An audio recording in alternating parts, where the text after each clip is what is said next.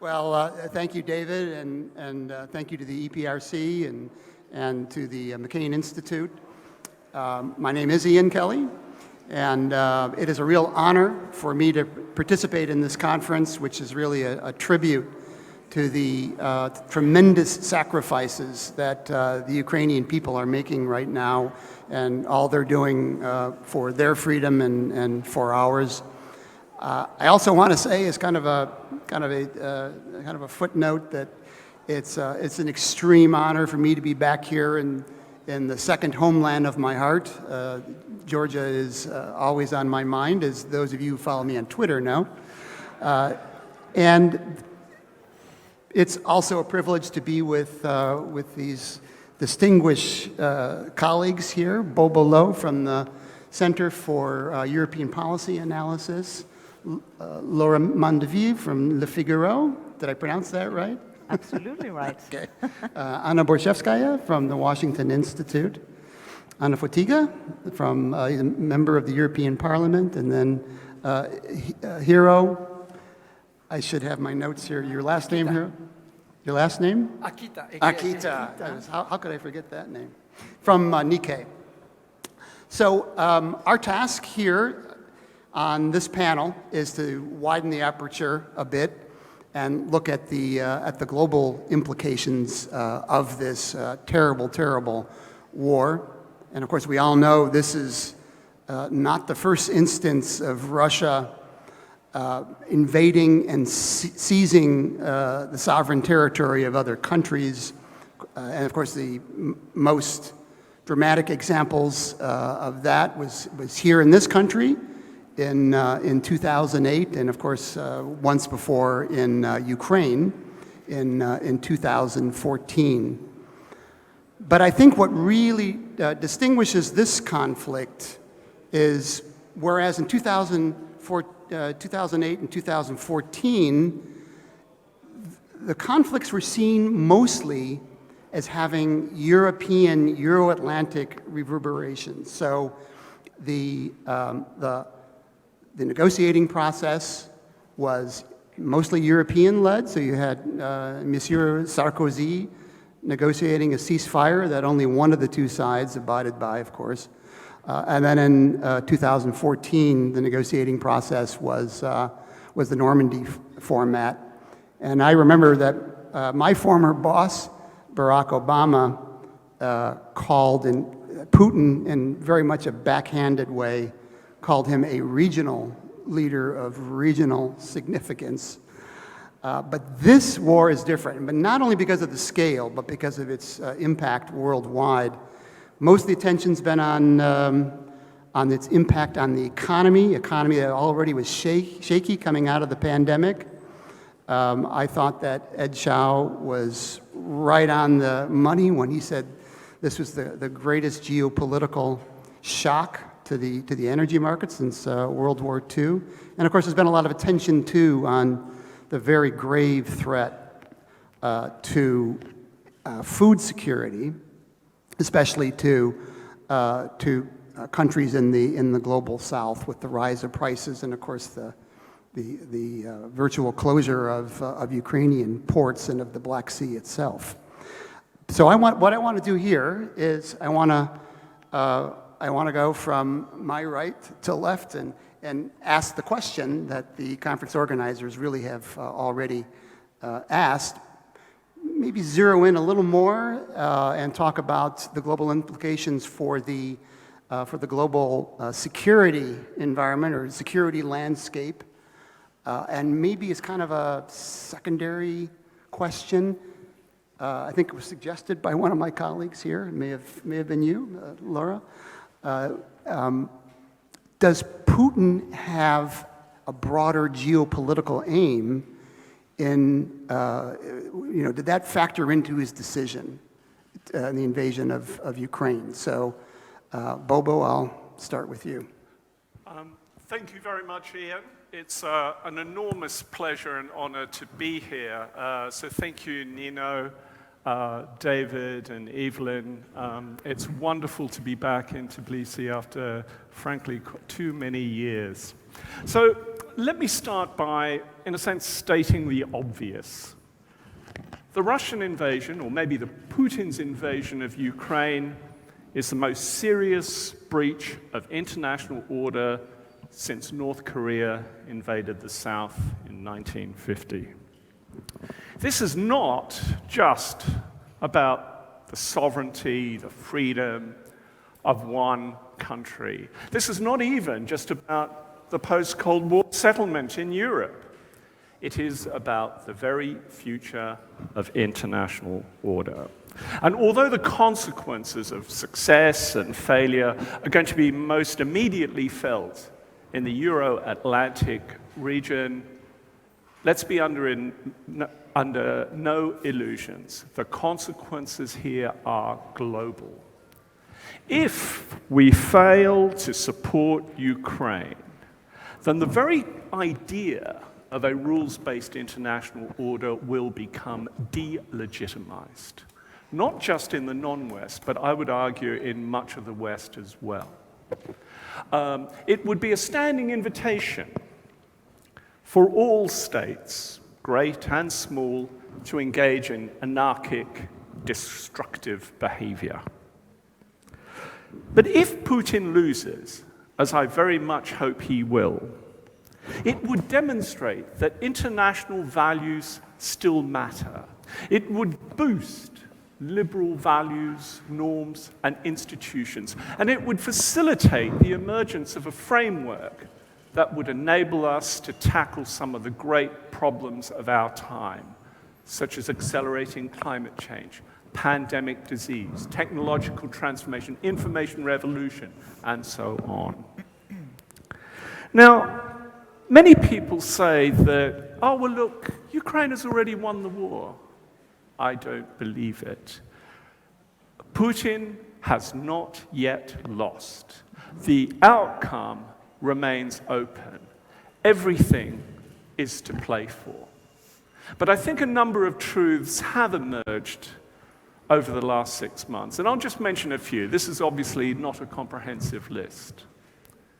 I think the first reality that's emerged is that it is Russia, not China, that presents the greatest threat to global order and governance. The second conclusion is that the war has underlined America's continuing centrality in regional and global order, but also the critical importance of alliances. So any idea of America first, forget it. The third issue is, for all the talk about Sino-Russian partnership, comity, friendship, no limits friendship, the war has demonstrated that there are very real limits to this so-called no limits friendship. Chinese and Russian interests are not the same. And to conflate them to tie them into one authoritarian bundle, a so-called authoritarian international, I think is not only intellectually mistaken, but bad policy. Fourth, the war has placed geopolitics up front and center. And in a sense, that's good because we've developed some kind of greater geopolitical consciousness. But what I worry about is that there is a corresponding neglect of, if you like, enemy-less global threats such as climate change and pandemic disease and poverty.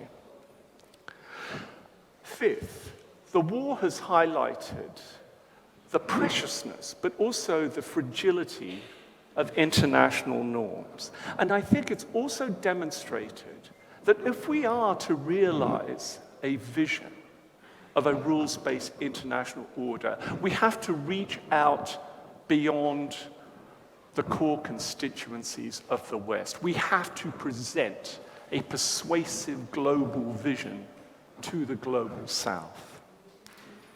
And finally, and I know this is going to be controversial because we've got a panel called Authoritarianism versus Democracy later on, but I think the war has exposed the lack of wisdom in dividing the world between authoritarians and democracies. I think this has not only morally and intellectually suspect, but I think it's also politically unsustainable, including among many Western partners and allies. But most of all, I think it misses the point. The real issue is not that China, Russia, and others are authoritarian regimes. They are. But it's how they behave internationally. This shouldn't be primarily about ideology, it should be about actions. And just to finish up, I think our capacity to change China and Russia internally is, I think, extremely limited. But what we can and what we must do is to counter aggression, destabilizing behavior from wherever it comes. I'll leave it there. Thank you. Thank you very much, Bobo. And, well, those were all great points, but thank you in particular for highlighting that it's Russia, not China, who's the greatest threat to international norms right now. Laura. Thank you. The Figaro, please. Yes. Thank you very much for inviting me to this very thrilling and interesting conference. And thank you, David Kramer, I've known for a long time, and also Nino and Evelyn. I'm thrilled to be here, and I think when we look at the geopolitical consequences of what is happening, I think we have to, of course, restate, it has been said before, but I will repeat it, that we have witnessed a total strategic disaster in the Western intellectual thinking, and that we have to acknowledge, because the West was unable, I mean the Western governments, I'm not talking about all strategists and thinkers and experts, but the West collectively failed to see the danger and to understand the nature of the Russian threat. And that led to what we've seen, because we were blind, we were actually not only talking, cooperating, hoping that economics would change Russia. All of that appeared to be false. So if we come back, I think that to the geopolitical situation now, one thing I think is absolutely key is that, in a way, geopolitically, we are still in 1991. Or actually, the world has still, or part of the world, and especially Russia, still thinks they are in 1991. And Russia, Putin, thinks he's actually repeating 1991, but the right way. And what we're seeing is that, you know, we were all so full of euphoria, and I was, as a reporter who covered the end of communism, especially, I mean, throughout Eastern Europe and Russia, we were absolutely convinced that this was the beginning of a new era, and we realize now that it was a pause in between relapses of a, you know, of a neo-totalitarian and neo-imperial regime, which has come out like a, you know, sort of strange political animal out of the ruins of the Soviet Union. And when you look at it, you know, it is half mafia, half Chekist, and it behaves like the Bolsheviks. And what is striking is that it's, you know, the prophecy of Dostoevsky in his famous book Demons, you know, Biesy in Russian, where he says that comes a generation which will think for true that there is a right to dishonor and a right to, you know, violence. That all the rights are possible, everything is possible in the name of a certain ideas, and that is exactly what is happening now in the foreign policy of Russia. We have a president in Russia who is, you know, has all powers, and who is unleashing foreign policy, a Russian foreign policy for such a huge country, so complex, so enormous, but he's unleashing it as a special operation So the special operation is actually led on 3 levels. It is waged against his own people, and I would say to a certain extent to sort of provoke a bit in this assembly where, it has been said that, the majority of the Russian people are supporting the regime. I'm not sure about that. We don't know about that. We don't know what is the percentage of the population which is supporting. There are millions of them, that's true, because the propaganda is huge. But there is a war being waged on the Russian people. And since we could say since the Bolshevik Revolution, we have some kind of occupying force in Russia. It doesn't mean that they're not responsible, that the Russians should not feel responsible for what is happening, but this is a reality that a kind of terror is being repeated now against this population, and so there is this war. There is the war in Ukraine, which has been brought to Ukraine because the Putin wanted actually to avoid the civil war in his own house. So it is waging a war on Ukraine to crush Ukraine, to prevent Ukraine from going west. So it's like a red hurricane preventing the orange men to go west. And the last part of this war is, of course, a war on the west. And that's why I'm saying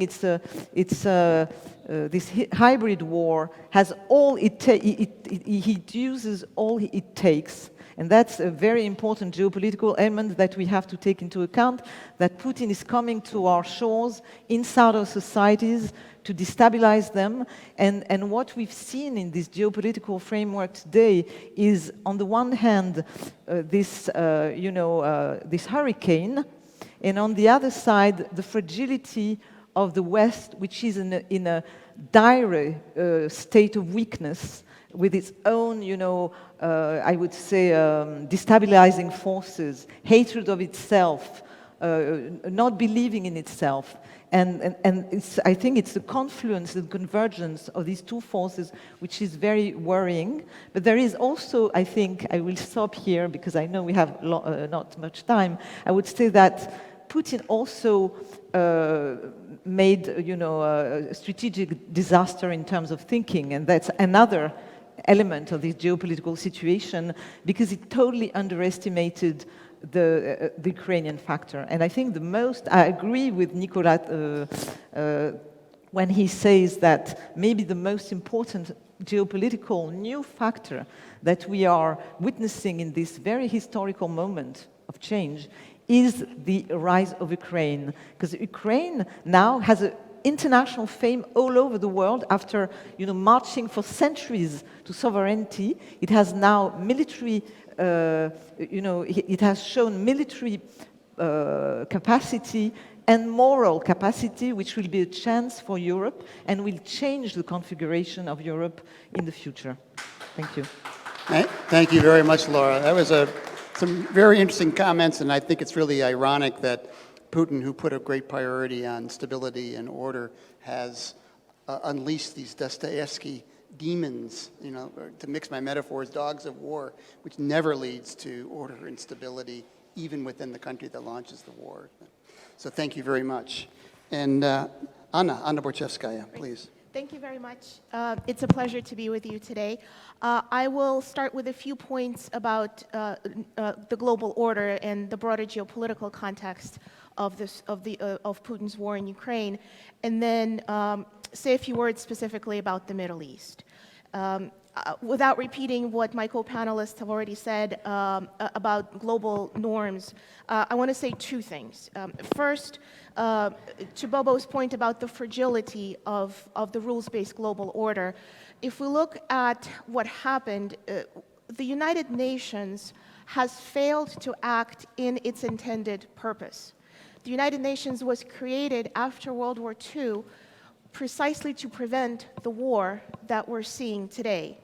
The scale of this war, the rate of the refugee crisis in particular, the rate of the refugee crisis has been comparable to World War II. There has been no other refugee crisis of this magnitude since World War II to date. In fact, prior to the war in Ukraine, it was Syria, and now it is Ukraine.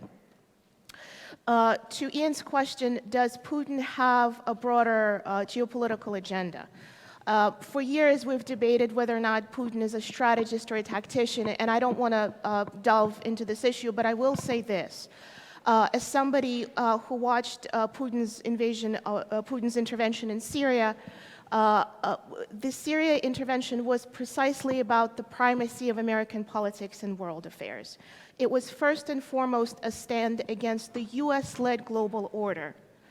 And when you hear Russian officials routinely decry, quote unquote, the liberal norms-based global order, this is the order that Putin is trying to dismantle.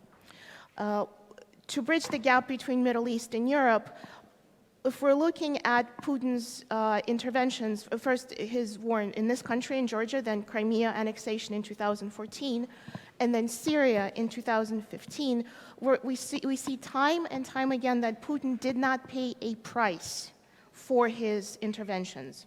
And so as the scale of his interventions has grown, we're now seeing the war in Ukraine on the level that we're seeing today.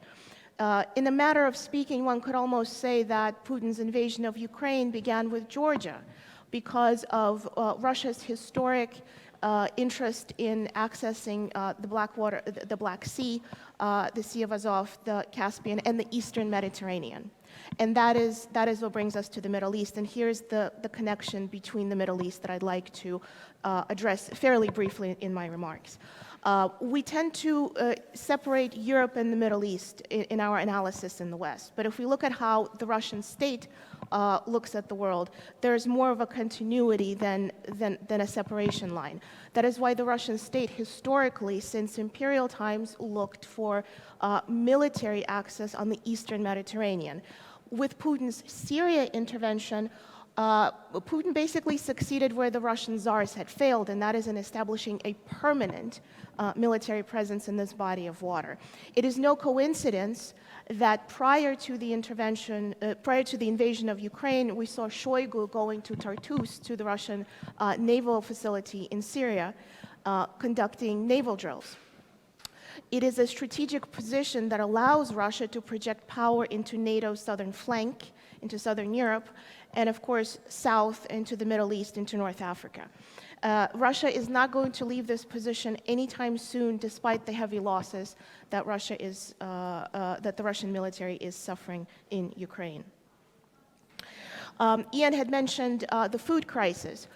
And I would actually broaden this discussion to include not just food, but I would really call it an economic crisis, because it includes oil prices. It includes basically a whole package of issues that begin to compound on each other that will lead to a global recession that you see so many economists predicting. The Middle East is the primary recipient of Russian and Ukrainian wheat, of course, but also other major food items, including corn, certain types of cooking oils, and so forth. And of course, it's also the issue of fertilizer that is crucial to agriculture. And we saw Russian officials actually pretty directly saying that Russian wheat is available to quote-unquote friendly countries.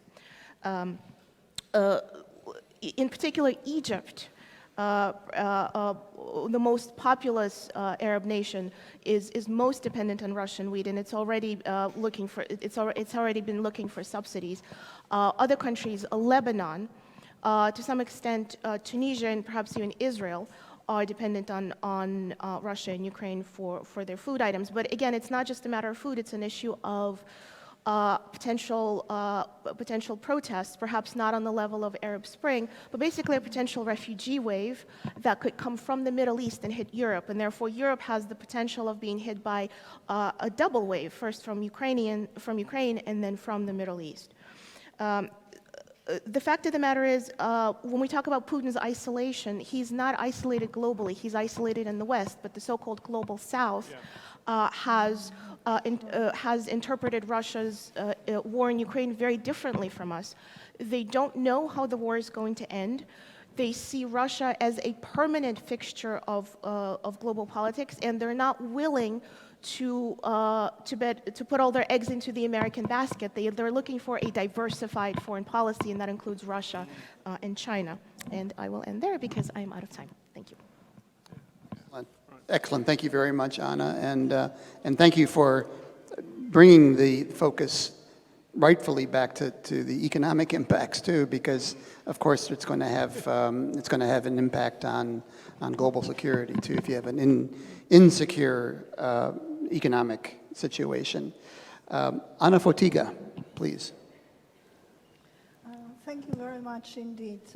Actually, I am in a very tricky position, of course, as every other speaker. I would like to thank our hosts for giving me this beautiful opportunity to be among you and be in Georgia that I really love. As Anna actually expressed a lot of my own views, Sorry. I have to touch upon slightly different angle of this problem and make some very personal remarks as well. Actually, for a person like myself, for decades already, delivering threats about to our Western colleagues about very dangerous processes that started in Russian Federation quite a long time ago. Actually, I was also engaged in close monitoring developments in PRC, so I think it will be another angle to my statement today. To some extent, despite atrocities and tragedy of Ukrainian people, the situation when almost everybody sees what I used to preach for such a long time, and actually I should apologize without proper effect to this. I had to survive Georgia, of course, beautiful behavior and stance of the President of the United States and elites of the United States, but also leaders of my region. I would like to remind that leaders of Central and Eastern Europe, led by the late President Lech Kaczynski, came here to Tbilisi and warned also that it might be after Tbilisi, Ukraine, then eventually Baltic states and others, and maybe Poland, our country as well. And it is still there. And it is still there. What Putin does, as very ably described here, is well-defined policy. Actually, brutal imperial policy maintained in territory of Russia regardless of state order. Being in Tsarist, remember Circassian and genocide of Circassians? And under Stalin with many nations, including Crimean Tatars, by the way, Crimean Tatars under Catherine II as well, and now under Putin. And remember then ordinary Russians considered considerably mild era of Yeltsin as great smuta. So the very bad period for Russia, and they predominantly now support Russian policies. Also, many of those minorities in Baltic states and elsewhere, when we speak about Putin's war, surely it is not Putin's war.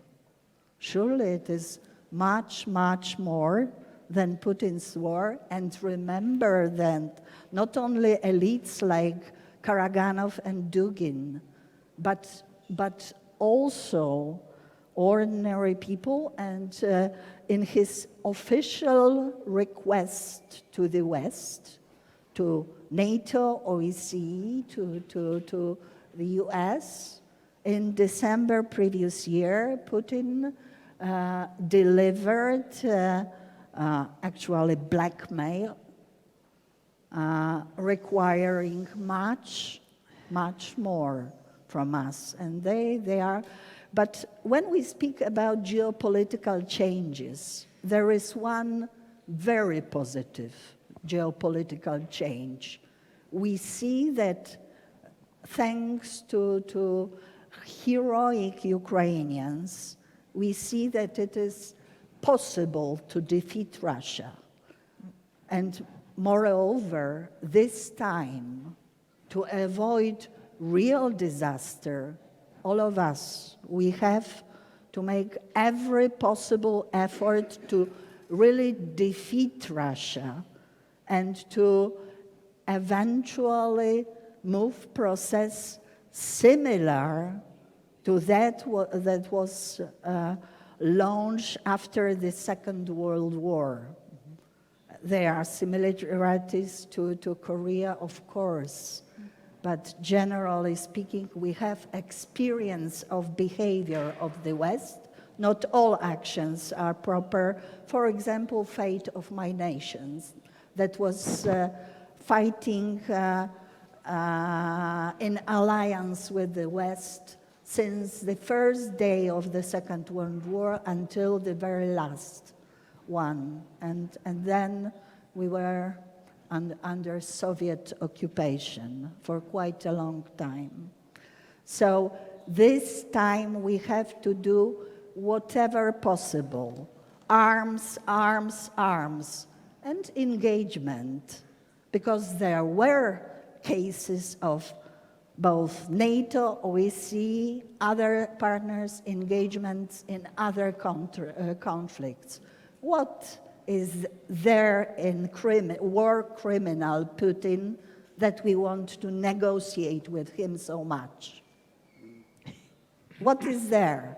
He's an ordinary war criminal that should be punished.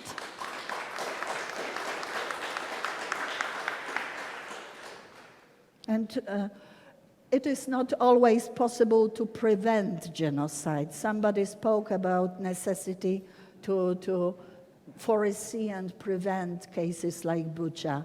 It is beyond our imagination, simply. But when we learn about it, we are obliged under international law, all of us, to do our utmost in order to stop it, to prevent it. And that's the message. Thank you. Thank you. Thank you very much, Anna. Thank you for being very direct, and thank you for also being thinking very broadly, not only geographically, but also historically. And of course, no one knows more about the expansionist tendencies historically of Moscow. So thank you. And Hiro, over to you. Thank you. Hi. Thank you very much for inviting me here. This is the first time for me to visit Georgia. But yesterday, I learned a lot about this country. I visited occupation line, but also I learned a lot about the quality, high quality of Georgian wine at the lunch and dinner, red and white, with many glasses of wine. Food. So I will definitely buy Georgian wine as a souvenir for my family. So in my short comment, I'd like to make two points.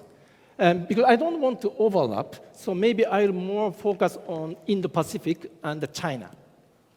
First point is Indian Pacific countries' reaction to Russian invasion. And second point is about its implication to strategic confrontation between the West versus China-Russia.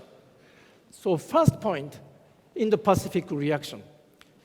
According to a UK Economist Intelligence Unit estimate, demographically, world is now dividing into 3 camps. 36% of population strongly condemn Russia and also impose sanctions. So maybe it is, not maybe, but it is mainly Western countries. But the rest of 32% of population support Russia or at least express sympathy to Russia. That is China, Iran, and Cuba, North Korea, and other countries. And lastly, another 32% of countries like India or South Africa or Saudi or Brazil or Indonesia are neutral country. So they express concern. Yeah. They ask for them to stop war, stop fighting. But they don't condemn Russia nor impose sanctions. So 1/3, 1/3, 1/3. This is the global landscape. But when we look at Indo-Pacific, unfortunately, situation is even worse. It is only Japan and Australia and South Korea and Singapore that are imposing sanctions on Russia. Only 4 countries. And 4 out of 3 are the US allies. And also, most of other Asian countries do not impose sanctions, but also don't criticize, condemn Russia invasion. They just express concern. So this is the first point I'd like to make. In the Pacific is not necessary. In the Pacific is, main arena of strategic competition between West versus China, Russia versus China. But the situation is not so good. And that leads to a second point. What is the reason why? I think there are 2 factors. And first factor is Russia. Russia is still major supplier of arms and weapons to some of the major countries in the Pacific, like India and Vietnam, and also to some extent Indonesia and Malaysia and Thailand. And Russia is quietly intimidating those countries by saying that if you criticize Russia, Russia will stop the supply of parts or maintenance service of their weaponry. So that is one factor. That is not so important. More important factor is the second factor. That is China. China, as of today, they never define what Russia is doing in Ukraine as an invasion. And China expressed sympathy to Russian security concern. Of course, they don't. Also, they criticize Western sanction on Russia by saying it is illegal because it is not based on the UN Security Council resolution. That is impossible. Russia is a member. So China has been reaching out very actively to ASEAN countries and also India and also South Pacific countries after Russia invasion to export or to sell that Chinese narrative very actively. Mm-hmm. And actually, Asian countries are not buying it. They know the reality, but it works because of 2 reasons. One is that China is biggest trading partner for most of Asian countries, including Japan. So when China tried to pressure some country that are heavily relying on China economically, tried rather inclined to maintain neutral. And also, China is, also another reason is, except Japan, Australia, and South Korea, and to some extent Philippines, most of Asian countries are not protected by security treaty with US. So Japan is protected, but many other Asian countries are vulnerable. So when they are pressured by China, They rather listen to China and stay neutral. So to conclude, I think this implication is very bad because China may assume if they invade Taiwan, maybe they can assume that world will not react so strongly, judging from the withdrawing analogy from Russia invasion to Ukraine. I will stop here. Thank you.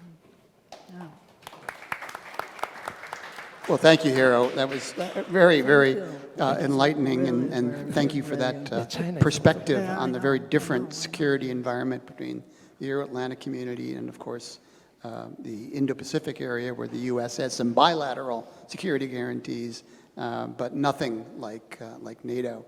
So we have a few more minutes, 3 more minutes before we turn the questions over to the audience. Actually, Bobo, don't worry. I want to do a follow-up question.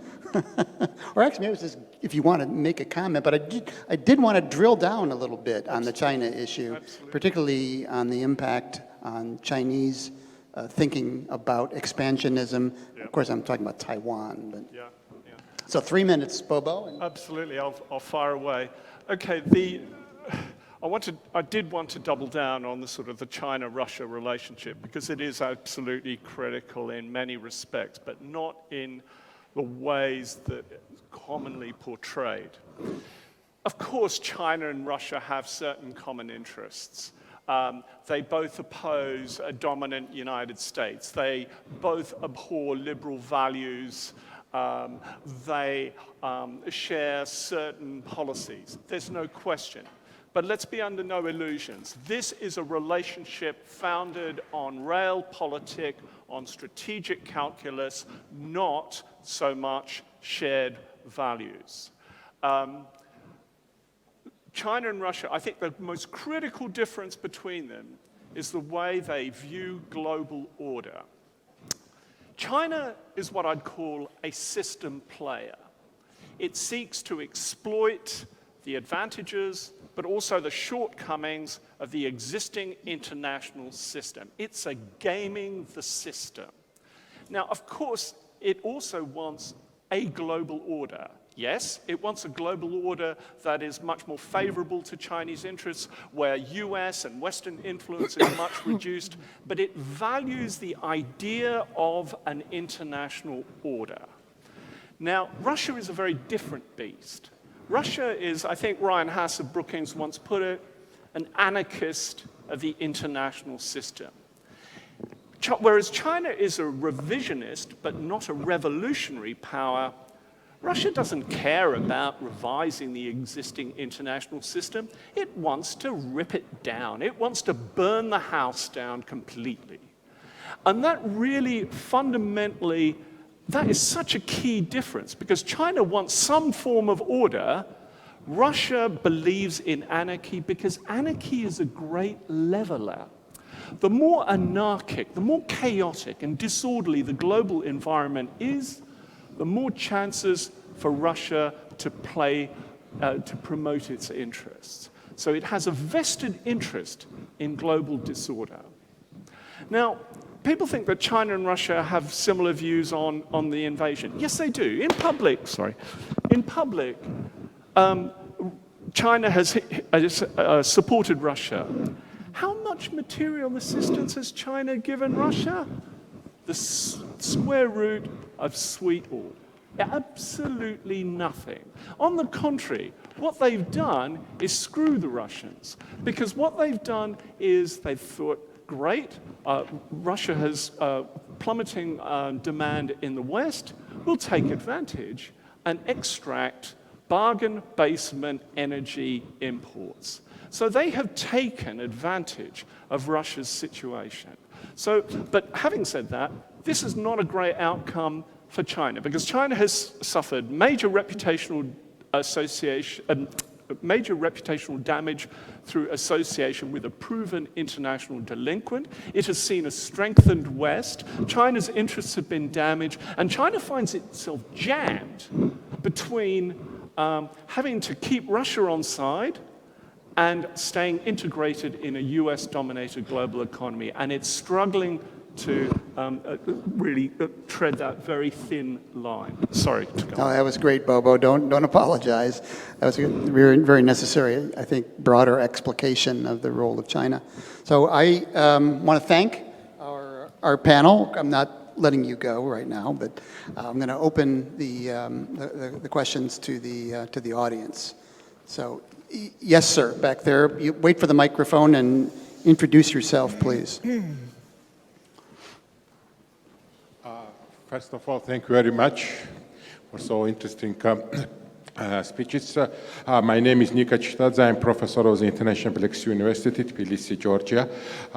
With your permission, I will have the question and comments continuation of your discussion related to the Russia-China alliance, yes, possible alliance, yes.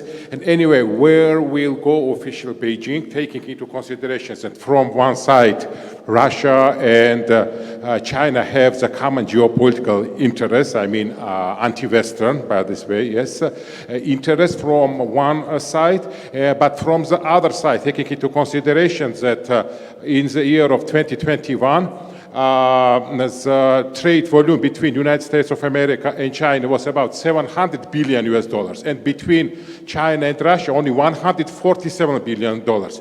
Between China and European Union, about 500 billion euros. Accordingly, by this way, what the interests will China choose, by this way, more commercial or more geopolitical, your point of view, and know about the perspectives of this the relations between official Beijing and Moscow. Thank you very much. Thank you.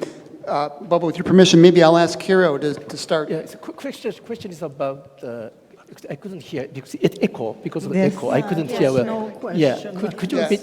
Just more of an economic, the influence of China economically, and what are China's? Okay. So China, I'm sorry, because it is echoing, so I couldn't hear.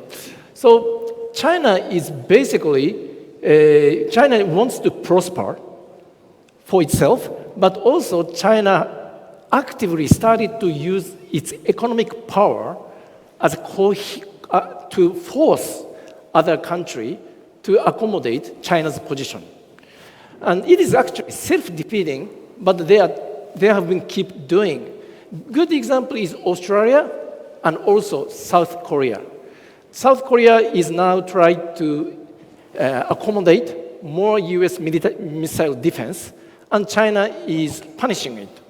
China has been keep imposing de facto economic sanction. So, China, and as for US-China strategic competition, it is more, some people say that because of this economic interdependency, US-China relation is more stable competition than US-Soviet because it is a mutually beneficial element. But I do disagree. Yeah, I agree. Economic interdependence will cause vulnerability both for US and China.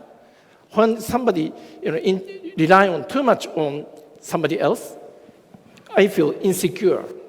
So I think that the economic interdependence between US or West and China started to turn to a negative impact or kind of like more risk for us. So we really need to reduce excessive reliance on Chinese market to maintain the leverage vis-a-vis both China and Russia. Thank you very much. Anna Fotyga, you wanted to add something? I wanted to add that with many links, trade links, investment links between the EU and PRC, pandemics exposed really very difficult things, so too deep dependence on Chinese supply chains, and the time after pandemic in particular shown the level of coercion PRC uses, in particular on smaller states, when they feel them subordinated. There is a well-known case of Lithuania that we have to show solidarity in opposing Chinese coercion. It was punishment for relationship with Taiwan, namely because of opening of Taiwan's office in Vilnius. Also coercion of Czechia and many other partners. So there is more and more political component also to genuine trade relationship. Australia was a huge example of this, of course. And now we see it clearly, and I think that this knowledge is more deeper and deeper. That is why we stopped also works on the investment, European investment agreement between the EU and PRC and China. Thank you very much, Anna. Other questions? Yes, here. Maybe we'll take, there's another question in the back. Maybe we could take 2 questions. So go ahead and introduce yourself, and then there's a gentleman all the way in the back. If there's a second microphone, I don't know, but... Thank you very much for an amazing panel. My question preferably would go to Mr. Lo. Besides the policy world, there's a huge world of academia that studies international politics and international relations theories, and there has been a very powerful camp in IR theorists who advocated for appeasing Russia, especially the realists like Walt, Mearsheimer, and many other advocates. And this is September. Many people, like hundreds of thousands new students, will start their IR and international relations training this year and in the future to come. So my question is, these academics, very reverable, very important champions of IR thought, they have been known for theoretical consistency. But to people living in Georgia and in Ukraine and in smaller states at the fringes of the Western civilization, we don't quite catch the logic, because for us it is difficult to understand how is it that the realist political thought explains how Europeans have failed when they appeased Germany, when they gave up Czechoslovakia and Sudetenland, and that never worked for them. But how is it that they justify it's okay to give up Georgia's and Ukraine's interests, and it will somehow appease Russia and kind of avert third world? And of course, I understand this is a policy conference, but because theoretical ideas very often find a way into the policy world, I would really like to get your perspective on that. Yes. Okay. And then the second question in the back. Introduce yourself, please. Michael Washura, Newsweek, and I hope that my question kind of follows up on the previous really great question. This is a compare and contrast question. If you look at Moscow and you look at Beijing, to what extent does the drive for domestic regime preservation influence the foreign policy of each country respectively? Okay. Wow, those are both great questions, and I wish we had more than 5 minutes. So, if I may answer? Yeah. Yes, thank you very much for your question.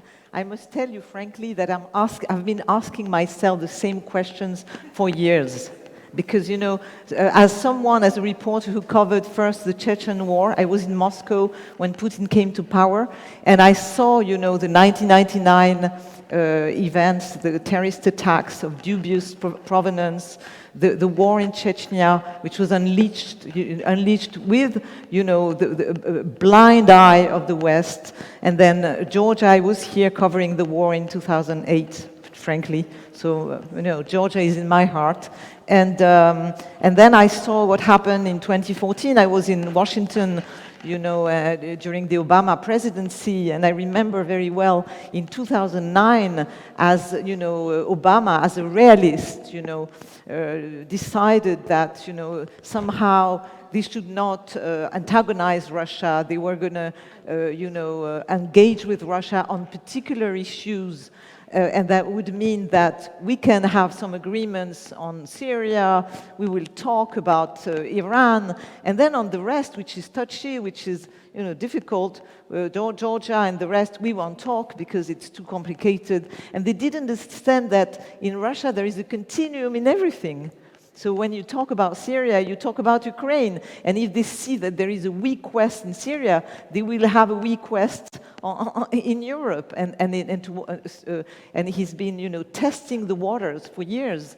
So I think that people like Marsheimer, whom I know very well because, I've been studying all these schools when I was in Washington, the realist, the idealist, the interventionist, the non-interventionist, etc., is indeed that I think they are prisoners to their own theory, and frankly, I think they don't see the ground. They are cut off. I think that Mearsheimer doesn't understand what's going on in Russia, doesn't understand what's going on in Europe, and I think Bobo was really right when he said that Putin wants to burn the house. I think that what has been lost, these realists, they see only interest, cold monsters sharing interest. That fits the Kremlin. They love it because that's what they've been trying to push as an explanation for international affairs and for how this, states are organized, that it's cold,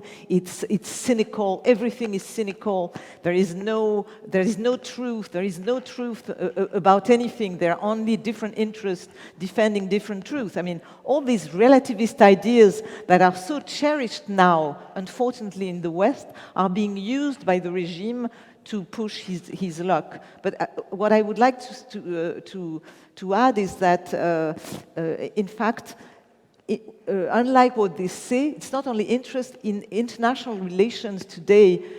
Sentiment is is a geopolitical factor. That means that hatred is a geopolitical factor, and what we see, and it explains why a lot of countries are so reluctant to come along with the West, is that, in fact, there is hatred of the West in Putin's regime. He wants to burn the house, to take it down. He thinks that the ruins of the Soviet Union, there should be a payback by seeing the ruins of Europe and of the West. Yeah. And it's the same for his allies. China has, of course, economic interest, but I would agree with what Yurikyu says, that to a certain extent, because they just have a different strategy, but they also have to take revenge on the West in many ways, and it's the same in post-colonial countries, and we see that in Africa, for instance, in an obvious way, because, in Mali, for instance, which is a striking thing, that you have the Russians coming in, and they are welcome because there is this emotion against the French, and Putin is using all these different levels very skillfully, actually, and we have to be aware of that. And I think the realists have to reboot, yeah. to say it mildly, to put it mildly. Thank you. Great observations. So we have 2 minutes. Sure. Anna, I'm going to give you the last word to answer the second question on the drive for domestic survival. Of course. Thank you very much. I will add this. Obviously, I can't speak about China, but with regard to Russia, if you look at Putin's approval ratings prior to the invasion of Ukraine, if you look at the state of control of opposition prior to the invasion of Ukraine as well, the fact of the matter is Putin's regime was in no danger of being toppled. So certainly the idea that Putin often engages in wars as a domestic distraction has its merit. But if we look at what happened specifically with Ukraine, and frankly what happened in Syria as well, domestic ratings and fear of some kind of domestic protest were simply not the key the key concern that seemed to have been driving the Kremlin. If anything, Putin probably should have been worried more about his control after the invasion of Ukraine than prior to the invasion of Ukraine. And this goes to the issue of just how deep seated is the imperial impetus, the deep-seated belief. And I agree with Anna, by the way. It's not just Putin. It's a broader Russian elite issue. A failure to recognize that Ukraine is its own country, failure to recognize Ukrainian very identity as such, and belief that that there has to be a regime change in Kiev, that the idea of the Ukrainian nation must be destroyed. It goes far beyond concerns about domestic support. Yes, that's right. Ioana and Bobo, you're the closer here. Okay, just Very very quickly, in questions in reverse order, to what extent does domestic policy impact on Russian and Chinese foreign policy? I think Putin's invasion of Ukraine is very much part of his messianic vision. I don't think there were particular domestic pressures in Russia. I think that's also true with Xi Jinping pushing for the reunification of Taiwan with the mainland. But there is considerable popular sentiment in China that reunification should take place. Even a liberal, post-communist China would push extremely hard for two things: reunification of Taiwan with the mainland and a global role for China. Second question on the Mearsheimer. It makes me laugh when it's got to be the biggest misnomer in international relations, calling them realists, because I call it the unreality of realism. Mearsheimer and others like him believe in that, they look back nostalgically at an old order when great powers ruled and everyone did as they were told. So Mearsheimer's view of the world is very much centered in the 1815 Congress of Vienna, the great powers through the 19th century, Yalta. So they are just, I think, as Laure mentioned, they're just out of touch. You know, they're somehow, and they also have a particular, dare one say it, agenda in Mearsheimer's case, a pro-Russian agenda. Quickly on China balancing Russia and the West. China wants to have its cake and eat it. It wants to remain in the US, Western-dominated global economy. It likes many aspects of the existing international system. However, it knows it can't afford to piss off Russia, because Russia may be an awkward partner, but Russia remains a formidable, disruptive actor, and that applies as much to China as it does to the West. Thank you. I should take umbrage in an attack on a fellow Chicagoan, but in this case, I won't take umbrage. Thank you all very much. We're at the end. I hope you found it as interesting as I did. Thank you. Thank you very much.